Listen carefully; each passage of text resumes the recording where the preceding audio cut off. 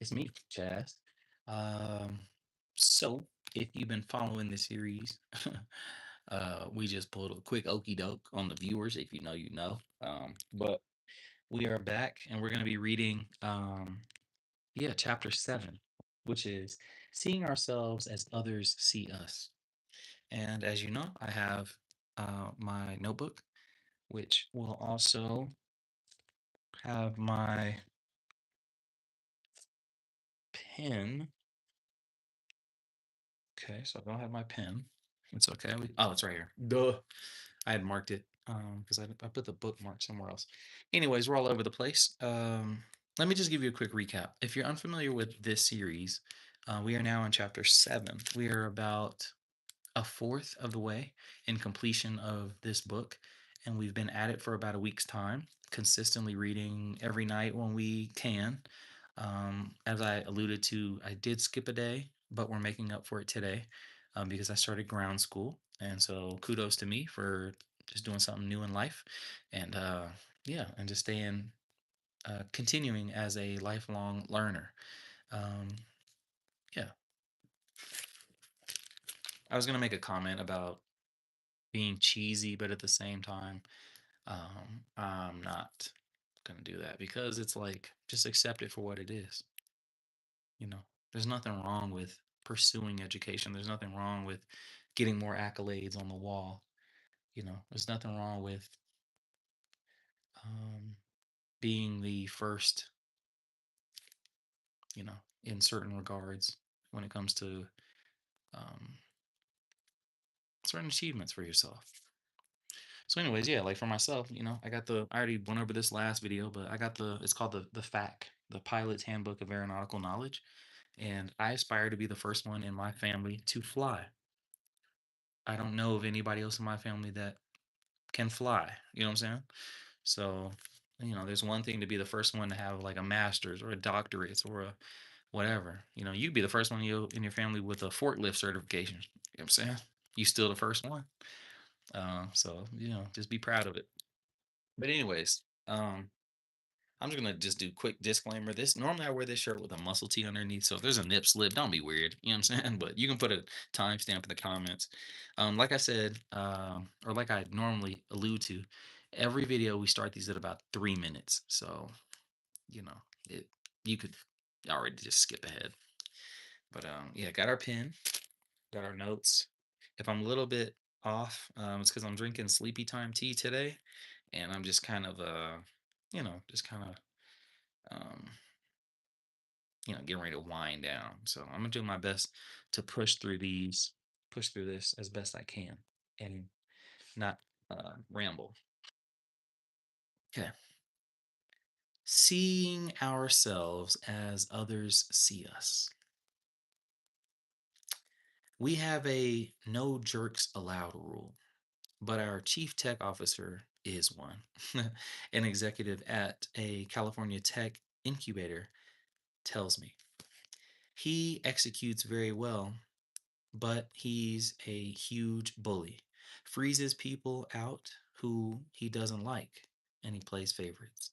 He's got zero self awareness, she adds. He just does not realize when he's being a bully.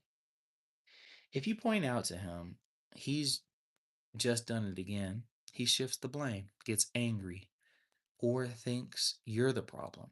The company CEO later told me we worked with him for another 3 months or so, and then finally had to let him go.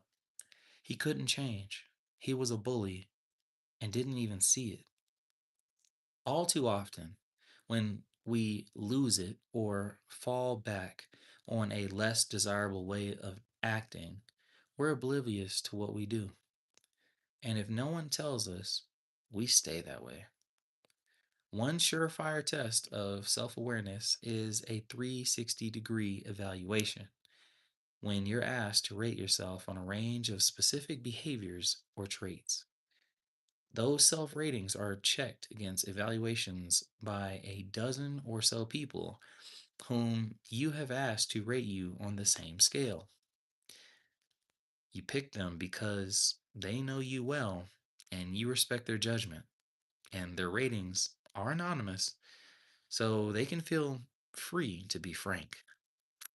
The gap between how you see yourself and how others rate you offers one of the best evaluations you can get anywhere of your own self awareness. There's an intriguing relationship between self awareness and power. There are relatively few gaps between one's own and others' ratings among low level employees. But the higher someone's position in an organization, the bigger the gap. Self-awareness seems to diminish with promotions up the organizational ladder. Mm, the intriguing relationship between self-awareness and power. And he just said that the self-awareness seems to diminish with promotions up the organization's ladder. One theory: that gap widens because as people rise in power within an organization, the circle shrinks of others willing or courageous enough to speak to them honestly about their quirks. Then there are those who simply deny their deficits or can't see them in the first place. Whatever the reason, tuned out leaders see themselves as being far more effective than do those they are guiding. A lack of self awareness leaves you clueless. Think The Office. I love that show. A 360-degree evaluation applies the power of seeing yourself through the eyes of others, which offers another pathway of self awareness. Robert Burns, the Scottish poet, praised this pathway in verse. He says, "Oh, that the gods, the gift would give us, to see ourselves as others see us." So I don't know. It's like GI apostrophe E. So Gias. Wow. Oh, that the gods, the gift would Gias, to see others as others see us. Hmm. A more sardonic view. Welcome to today's episode. So as you guys know, we uh we have this little handy dandy notebook. I'm actually gonna go back to some previous chapters and write on the back of these pages because I don't want to waste any I'll just go back. Chapter 7. Sardonic. What that mean? Sardonic views. Okay. I don't know what that means. We'll look it up eventually. A more sardonic view was offered by W.H. Auden, who observed that so I may love myself. We each create a positive image in our minds by selective forgetting of what's unflattering to us and recalling what's admirable about us. And he added, we do something similar with the image we try to create in the minds of others in order that they may love me. I love this chapter, bro, so far. And philosopher George Santayana Santayana took this full circle by noting that what other people think of us would matter little, except that once we know it, it so deeply tinges what we think of ourselves. Social philosophers have called this mirroring effect the looking glass self, how we imagine others see us. Our sense of self in this view dawns in our social interactions. Others are our mirrors, reflecting us back to ourselves. The idea has been summed up as I am what I think you think I am. I'm just going to pause real quick and just say if you have not read any of Daniel Goleman's books, like he's definitely one of my top authors right now. I've read social intelligence, and it's just mind-boggling when when you read when you read something like that and you realize how we're wired, when you realize how to make intentional connections with others, and to know that these things are science backed. Like it's just anyways, I just thoroughly enjoy his works, man. I mean, he just ups your intelligence on so many things. What is it? Social intelligence, emotional intelligence, focus, the hidden driver of success. Man. Anyways, I always recommend whatever it is that I'm reading to others if I feel like it's of value. And this has just been peachy, brother. Through and it's just so like reflective. Like you just get a like if you just take a step back from what you're reading and be like, damn, that's me, man. Or that could be me. Or damn, I think back to many moments, which is how you function. And if you don't have that self awareness, this is the work that needs to be done to improve yourself. I'm rambling a little bit, but just showing some appreciation, giving some flowers where they are, where there's space to be planted. Through others' eyes and ears. Life affords us little chance to see how others really see us. That may be why, of course, Bill George teaches at Harvard Business School called Authentic Leadership Development. Oh, this may be why the course Bill George teaches at Harvard Business School called Authentic Leadership Development it is among the most popular, over enrolled every time it is offered. The same goes with a similar course at Stanford's Business School. As George told me, we don't know who we are until we hear others speaking the story of our lives to someone we trust. To expedite that heightening of self awareness, George has created what he calls True North groups, with True North referring to finding one's inner compass and core values. His course gives students a chance to be in such a group. A precept in the group. Precept. Ooh, I like that. I don't even know. I don't know what precept is, but it seems like a precept, like a preconceived concept of the group, or something that something that is designed to happen, or something that is intended to happen, or an outcome that is expected of the groups. A precept of the group, a self knowledge begins with self revelation. These groups, which anyone can form, are as open and intimate, or even more so than 12-step meetings or therapy groups, according to George, providing a safe place where members can discuss personal issues they do not feel they can raise elsewhere, often not even with their closest family members.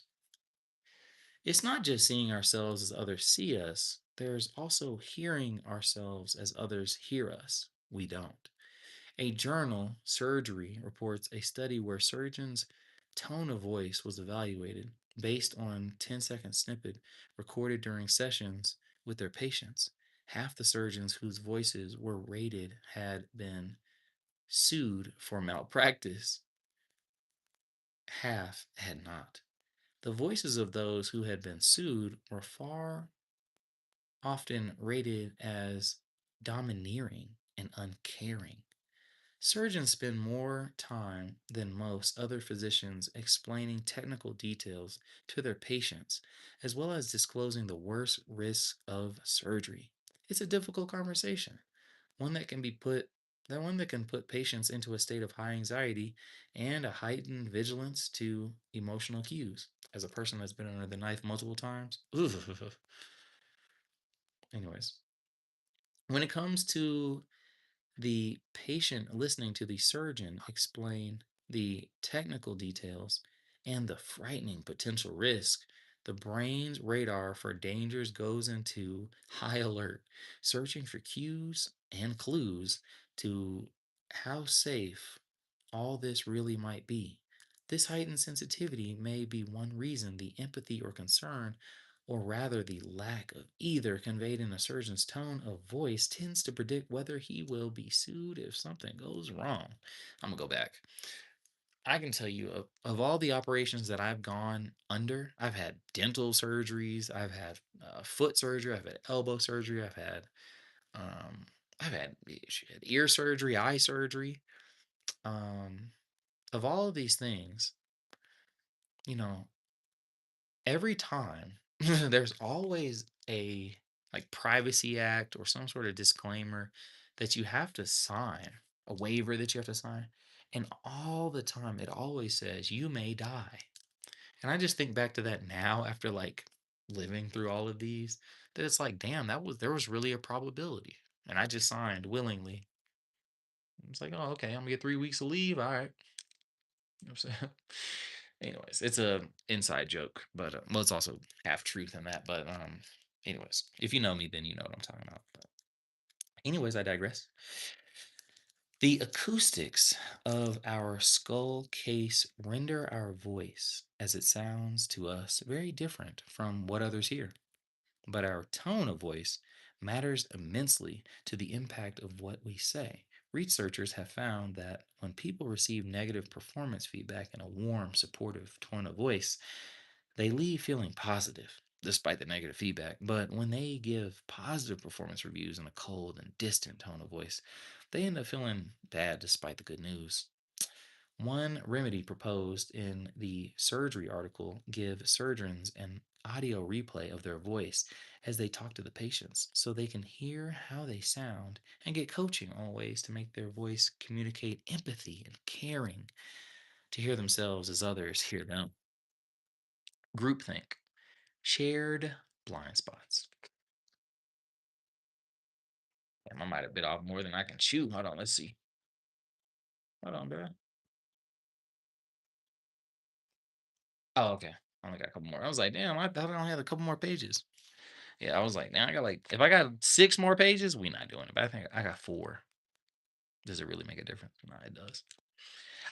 Where are we at? 20 minutes almost. Yeah, if you like what you see and you haven't commented or interacted with this just yet, feel free, man. Be like, yo, my man's flowing with his reading, or boy, you reading like Floyd Mayweather. Just put something in the comments if you make it this far for real, because by the time you see this, I'll be on another book most likely, or I'll be, I don't know, doing something else. And it's just nice to get feedback on the efforts that have been placed forward. Let's see. So, in the wake of the economic meltdown of investment vehicles based on subprime derivatives,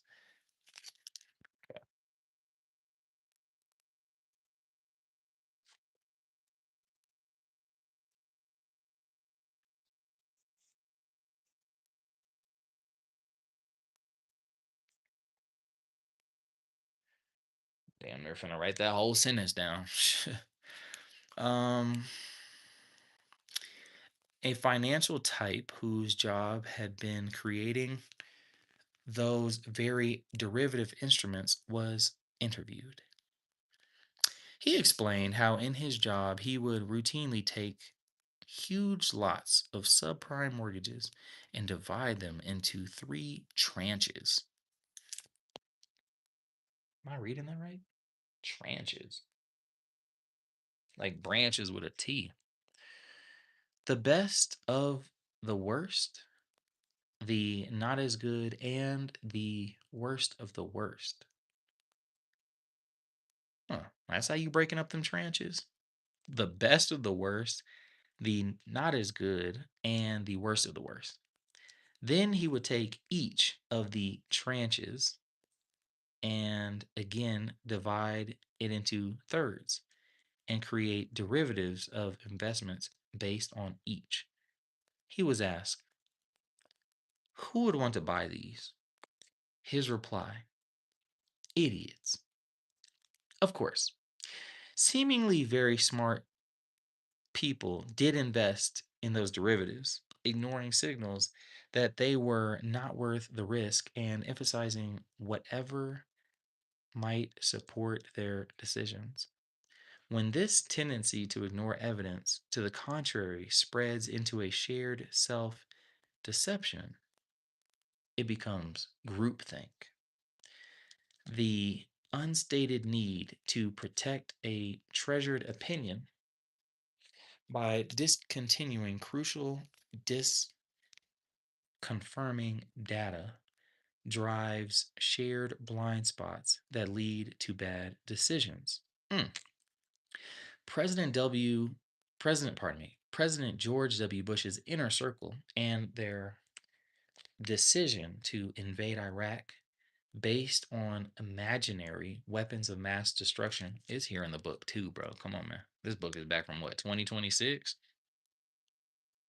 What's this book? I don't know. No, man, it's documented. Other people believed it too. Yeah, 2013. It didn't take long for people to to come to their senses, man. Okay. So, anyways, back whenever Bush and his inner circle made a decision to invade Iraq on the notion of imaginary weapons of mass destruction, offers a classic example of this groupthink.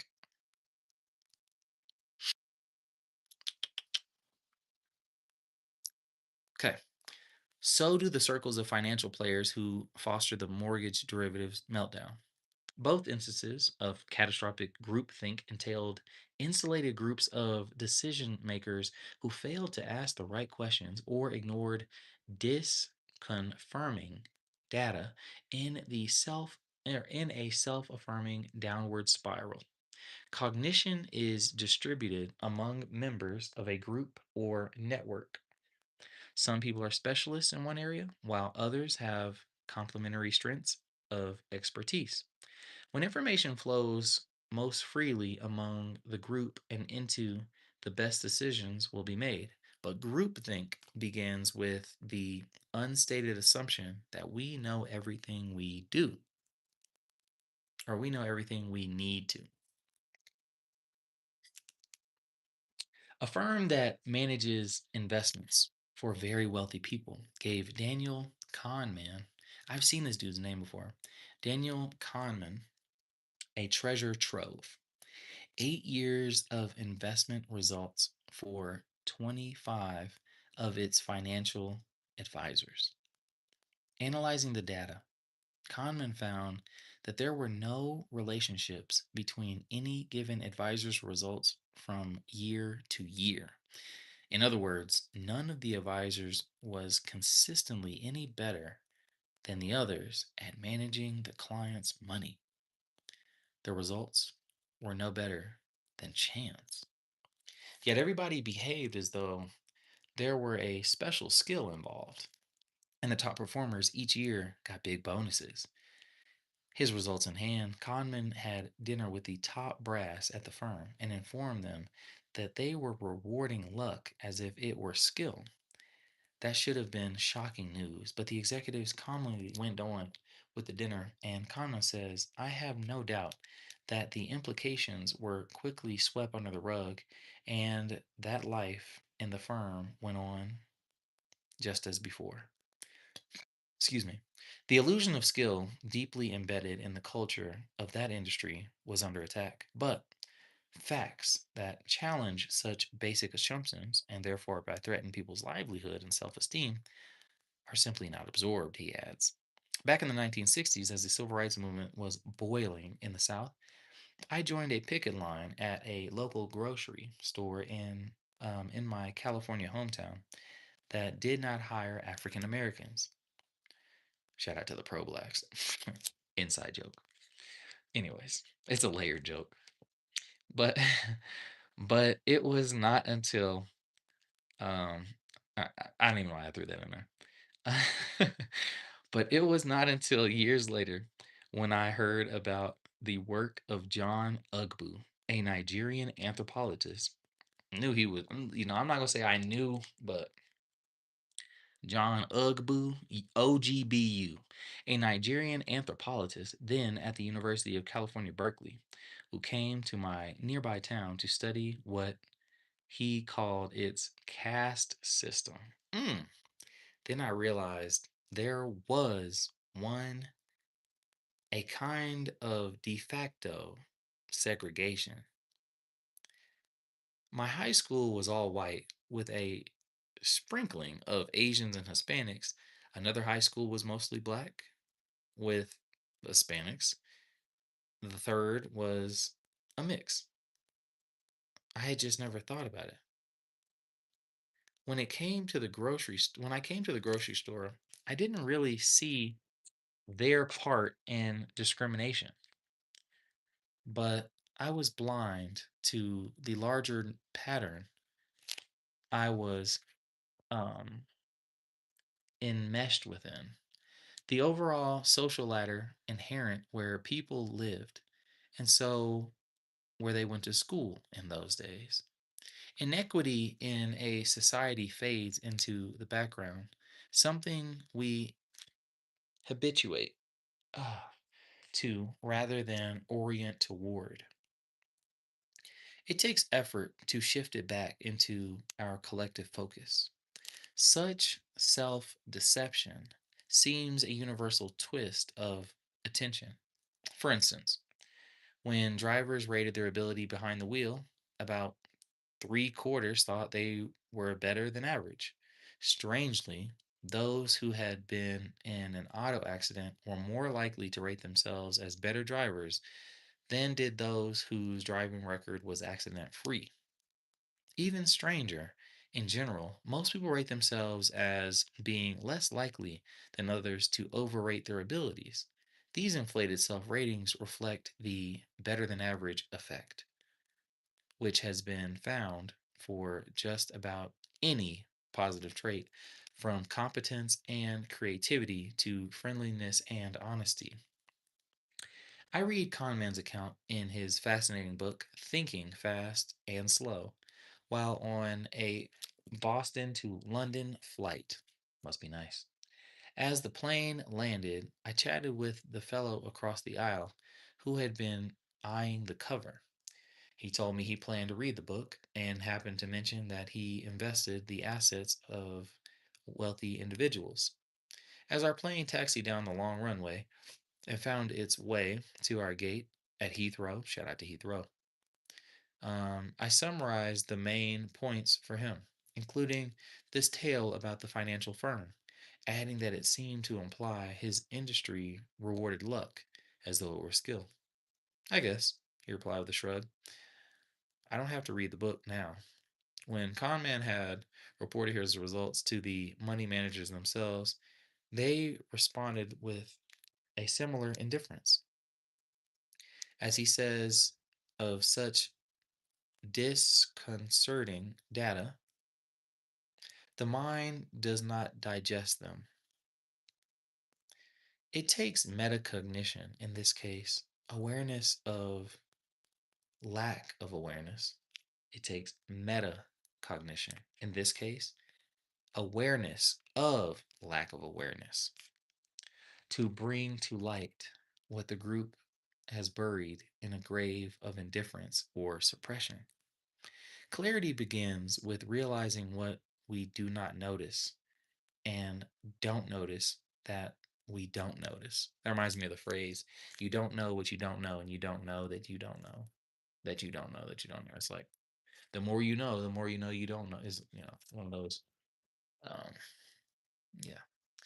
It's like rolling the tire down the hill is just continuously just the same old. Um, Smart risks are based on wide and voracious data gathering, checked against gut sense. Smart risks are based on wide and voracious data gathering, checked against a gut sense. Dumb decisions are built from too narrow of a base of inputs. Candid feedback from those you trust and respect creates a source of self awareness, one that can help guard against skewed information, inputs, or questionable assumptions. Another antidote to groupthink: expand your circle of connection beyond your comfort zone and inoculate against in group isolation by building an ample circle of no BS confidants. I'm gonna read that again. Another antidote to groupthink: is expand your circle of connection beyond your own comfort zone and inoculate against in group isolation by building an ample circle of no BS confidants who keep you honest. A smart diversification goes beyond gender and ethnic group balance to include a wide range of ages, clients, or customers, and any others who might offer a fresh perspective. Early in our operation, our servers failed. An executive at a cloud computing company says, our competitors were monitoring us, and soon we got a flood of calls from reporters asking what was going on. We didn't answer the calls because we didn't know what to say. Then one employee, a former journalist, came up with a creative solution, a website called Trust Cloud, where we were completely open about what was happening to our server, what the problem was, how we were trying to fix it, everything. That was a foreign idea to most executives there. They had come from tech companies where heightened secrecy was routine. The unquestioned assumption that they should keep the problem to themselves was a potential seed of groupthink. But once we become transparent, the executive says, the problem went away. Our customers were reassured they could know what was happening, and reporters stopped calling. Sunlight, as Supreme Court Justice Felix Frankfurter once said, is the best disinfectant. Be transparent. I like that. All right, boom. WWW. Hold on now, just drop something.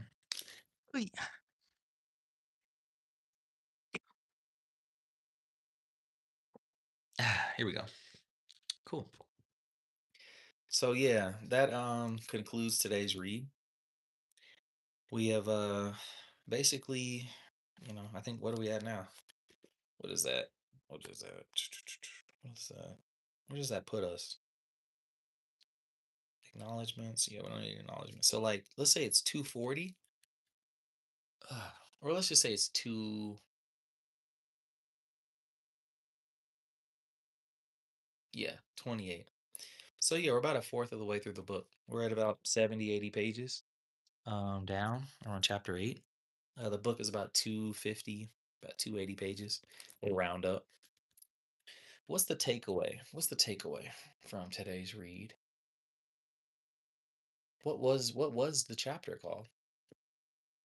Um it was something like seeing, it was like how others see us or something like that. I don't remember what the chapter was called.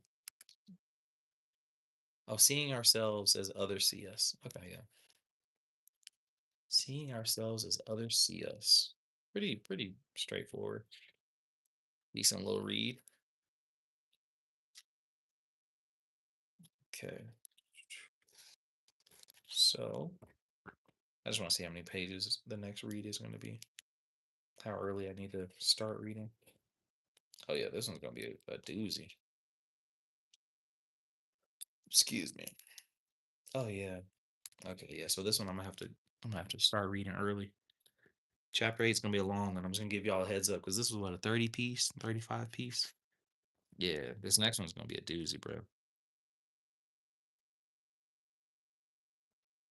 Yeah, about 15 pages.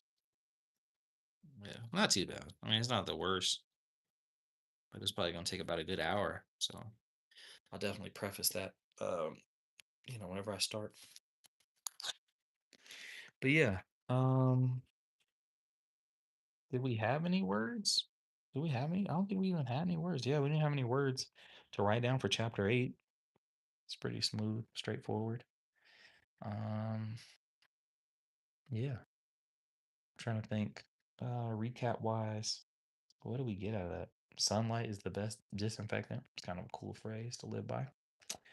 Groupthink. Yeah.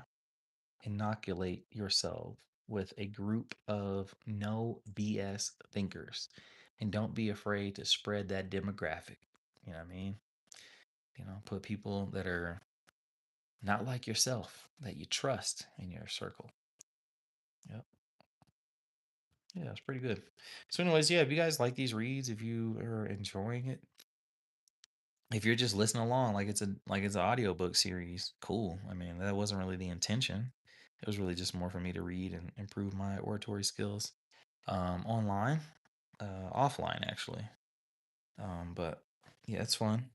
I'm enjoying Daniel Goleman's books. I'm enjoying being able to tie a lot of these things together, give a little bit of insight, a little bit of anecdotal evidence on some things that I believe. And I'm sorry, I'm like messing with something. But yeah, like I said, drop a comment, leave your favorite timestamp. I'm gonna be back. This next one, chapter 9, is gonna be a doozy. But I think that one's gonna push us closer to about 100 pages read.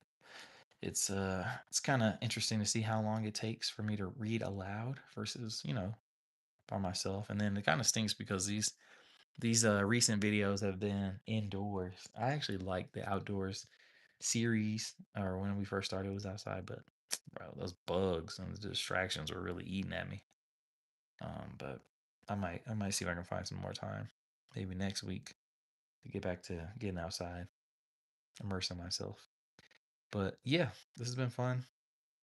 Um, yeah, there's not really much to add. So, anyways, cool. Got some other things I need to read offline, like I said. The Pilot's Handbook of Aeronautical Knowledge, man. Going over aerodynamics. What was it? The aerodynamics of flight. Yeah, that's what we learned just the other day, man. Yeah, man. Yep. Some good stuff. Good stuff. But anyways, I'm gonna get after it. Got a lot, man. Be juggling a lot. Be juggling a lot. I'm gonna try to juggle YouTube along with college, going back to college, and then doing ground school. Like three different things. But we'll see how that goes. Something is gonna have to take the back seat, and that's all right. Anyways, yeah, where you at?